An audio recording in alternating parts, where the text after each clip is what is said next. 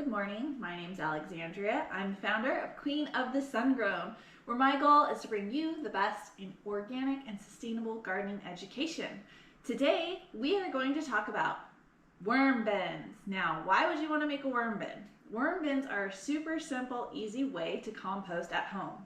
If turning a big compost pile out in your yard doesn't sound appealing, well, anyone can make a worm bin, and any size, really. So today I'm going to show you how to make a worm bin using this small black and yellow tote that you can get from basically any hardware store. Now, in order to make this, you're going to need a drill or driver with a 1/4 inch to 1/8 inch drill bit. This one is in between the two. Newspaper, a spray water bottle, and worms. So, let's begin. I'm going to take this tote, set it right here, and I'm going to take my drill and drill bit, and I'm going to drill 4 holes into the top of this container. Maybe. Perfect.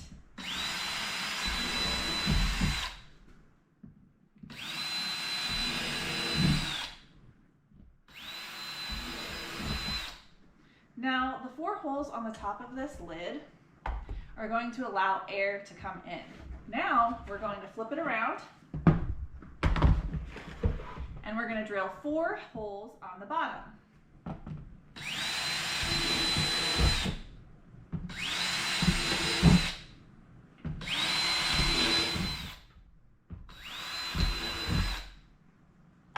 Now, these holes are to allow the worm leachate or runoff that is produced from these worms. So wherever you place this bin, you're going to want to put it on something where you don't mind if a little bit of worm juice leaks out. Now, some people capture this worm juice and give it to their plants. It's really just a leachate of the biodegrading material that is decaying. So it's not necessarily great for your garden or have anything extra special. It's going to contain the minerals and nutrients of whatever is decaying, a little bit of bacteria and fungi as well. But what we're really after is those worm castings. So worm castings are the poo of the worms. Now, the best worms to use for vermicomposting are red wigglers. Red wigglers can reproduce, double their population within 60 to 90 days. They can eat up to 1 pound of food per square foot of worms per week, double their body weight a day. So they're voracious eaters, they reproduce really quickly, and they prefer to live in the top 6 inches of soil, where earthworms, night crawlers dig down deep. So red wigglers are optimal composting worms for these reasons.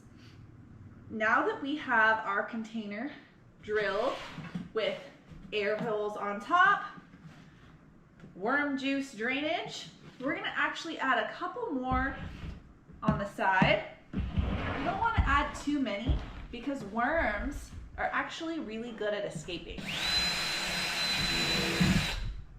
So I'm going to go ahead and add just 2 more on each side, just for a little bit more airflow.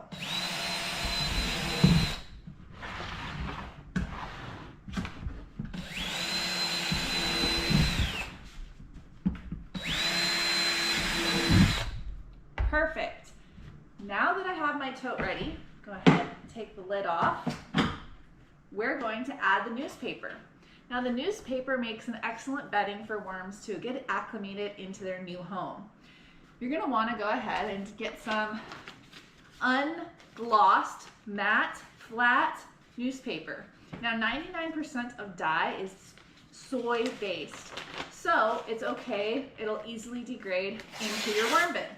Go ahead and rip a strip off like this until you have enough to fill the bottom about 3 to 6 inches.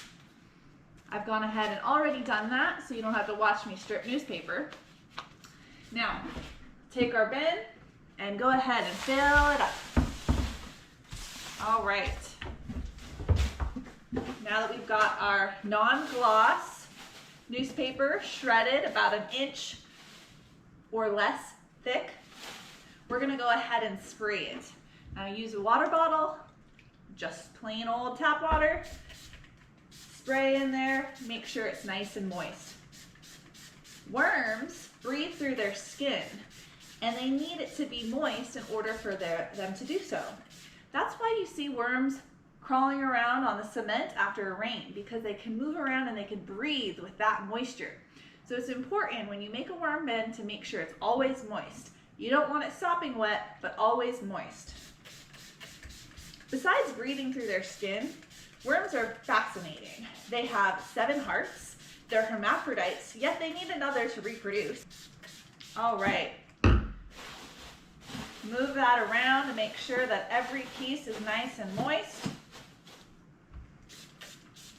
And what we're gonna do is we're gonna pour our worms in here. And I just have a few that I brought in from my worm bin outside so that I can watch the population of this worm bin and see how it grows. So I'm not gonna put too many worms in here, as I'm really just growing out my worm colony to keep them inside during the winter.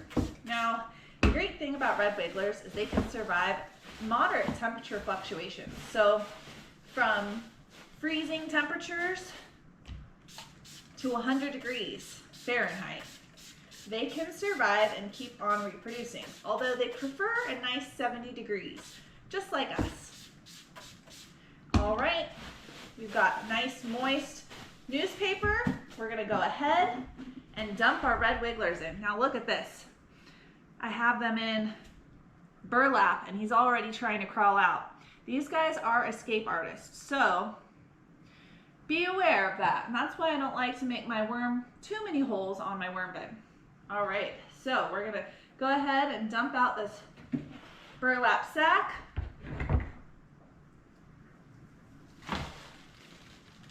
All right, the worms are in. Make sure there aren't any stragglers in there. And they know that they're gonna start composting and consuming right away. Now, if you wanna watch and learn how to harvest the castings, watch my other video. Thanks for joining me. Now you know how to build a worm bin. All you need, again, is your drill bit, a little bit of water, newspaper, some red wigglers, and a container that you can seal them in.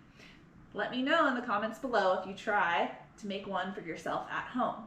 Everyone should compost. 40% of our landfills could be composted at home. Imagine what the world would be like if all of us just did one thing to help our environment and be more sustainable. Thank you.